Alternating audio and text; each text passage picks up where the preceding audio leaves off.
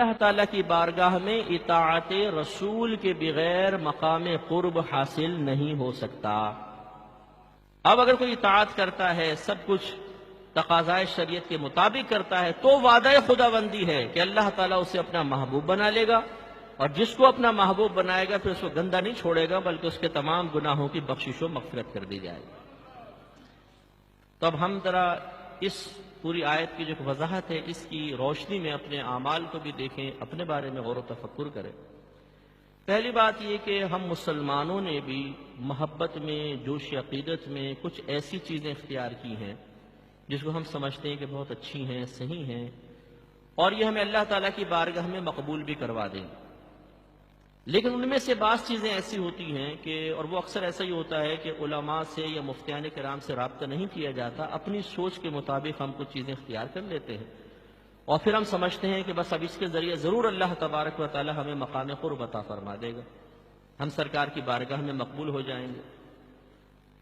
مثال کے طور پر میں آپ کے یہاں کی بات تو بعد میں کرتا ہوں، پہلے پاکستان میں دیکھ لیں، یہ ربیع الاول کا مبارک مہینہ آتا ہے۔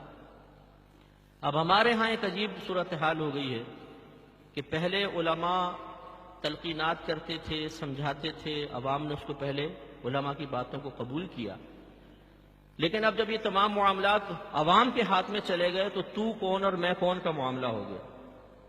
اب عوام خود اس میں ایسی لگ گئی ہے کہ آپ منع کر کے دیکھیں، وہ خراب چیزوں کو چھوڑنے کے لیے تیار نہیں۔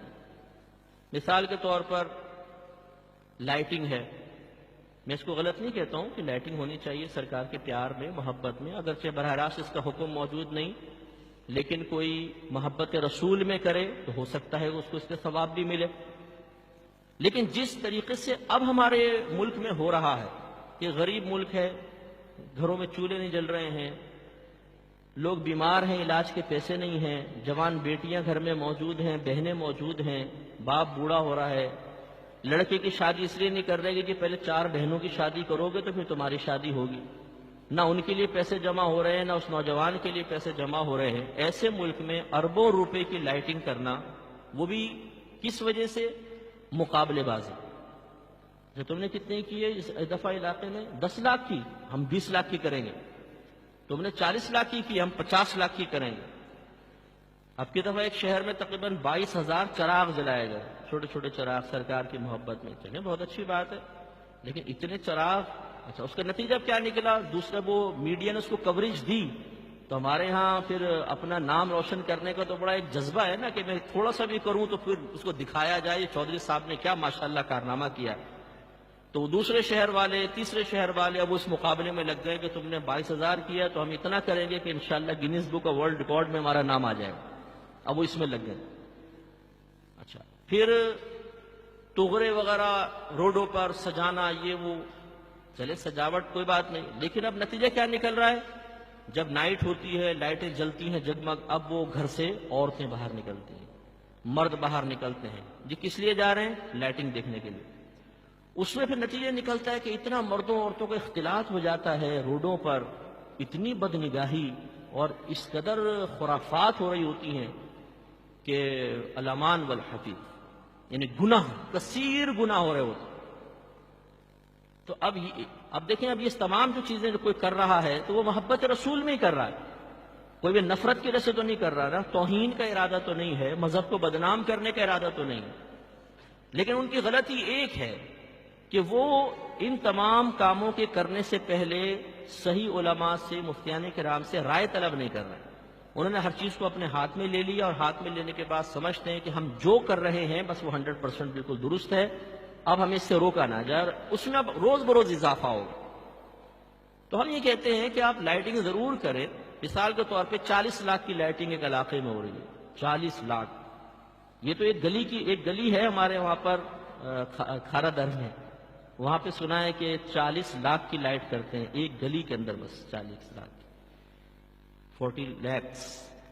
اگر 1 لاکھ کی آپ لائٹ کریں اور 49 لاکھ سرکار کے نام پر ہی ان کے غریب امتیوں میں تقسیم کر دیں تو کیا پرابلم؟ انداز بدلنے کی ضرورت ہے نا۔ اربوں روپے کی لائٹ جلا کر 12 روز کے اندر آپ کیا نتیجہ حاصل کر رہے ہیں؟ اگر یہ سوال کیا جائے، بتائیے کیا کر رہے ہیں بھائی؟ جی وہ محبت رسول دکھانا چاہتے ہیں، جذبہ پیدا کرنا چاہتے ہیں، وہ جذبہ ہمارے اندر حقیقی طور پہ پیدا ہی نہیں ہو رہا کہ جو ہمیں اطاعت رسول کی طرف مائل کرے۔ تماشا بن گیا ہے سب کچھ، کہ عورتوں مردوں کے اختلاط ہیں اور میوزک چل رہے ہیں، بعض جگہ ریکارڈنگز چل رہی ہیں، اتنی کان پھاڑ دینے والی ریکارڈنگز، کوئی بیمار ہے، بچے ہیں، عورتیں ہیں گھر میں، کوئی پرواہ نہیں ہے۔ پھر آدھی روڈز بلاک کر کے، آپ کے یہاں بھی جلوس نکلتے ہیں لیکن بڑی اچھے طریقے سے، منظم طریقے سے۔ ہمارے وہاں پہ ایک تو جلوس کوئی پرواہ نہیں ہے، اس میں لڑکے آگے چلتے ہیں، کوئی ٹھیلا کھڑا اس کو اٹھا کے سائڈ میں پھینک دیا، یہ وہ مسئلے، اور پھر وہ بنائے جاتے ہیں خوبصورت ڈیکوریشن پیسز رکھے جاتے ہیں بڑے بڑے، ان میں آدھی روڈ بلاکس ہو جاتی ہیں۔ اگلے دن لوگ اگر روڈ پہ نکل رہے ہیں تو جگہ نہیں مل رہی گاڑی چلانے کے لیے، گھنٹے گھنٹے لیٹ پہنچ رہے ہیں آفیسز کے اندر۔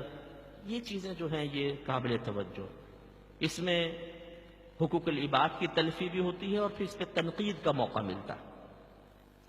اور پھر حیرت انگیز بات یہ ہے کہ ان چیزوں کو اپنانے کے بعد بس یہیں بریک ہے اور بس ہے، بس ہم نے لائٹ کر لی ہے، ہم نے 12ویں پہ کھانا کھلا دیا ہے، ہم نے جلوس نکال دیا ہے، ہم نے نعت خوانی کر لی ہے، نعت خوانی میں شرکت کر لی ہے، بس کافی ہے۔ حالانکہ خود اس آیت میں اللہ تبارک و تعالیٰ آگے اطاعت رسول کا حکم ارشاد فرما رہا، تو اس پر ذرا توجہ کرنی چاہیے۔ اسی طرح آپ کے یہاں پر بھی جو ہے وہ خواتین کے جلوس سنا ہے کہ نکلتے ہیں، یا عورتیں بھی جلوس میں نکلتی ہیں، تو وہ شرعاً بالکل غیر مناسب ہے۔ شریعت اس چیز کی اجازت نہیں دیتی ہے کہ جلوس میں زیادہ سے زیادہ نکلنا مستحب ہوگا۔ مستحب مینز کریں تو ثواب ملے، نہ کریں تو کوئی گناہ نہیں، لیکن ایک مستحب کام کے لیے خواتین کا روڈوں پر نکلنا یہ شرعی لحاظ سے جائز نہیں ہے۔ اب وہ بہنیں مطلب بعض اوقات جلوس میں شرکت کر رہی ہوتی ہیں، پھر فوٹو بھی کھینچ رہی ہوتی ہیں آگے کھڑی ہو کر، چہرے کھلے ہوئے ہیں، بعض نے پردہ کیا ہے، بعض نے نہیں کیا ہوا، اور بدنگاہیاں ہو رہی ہیں۔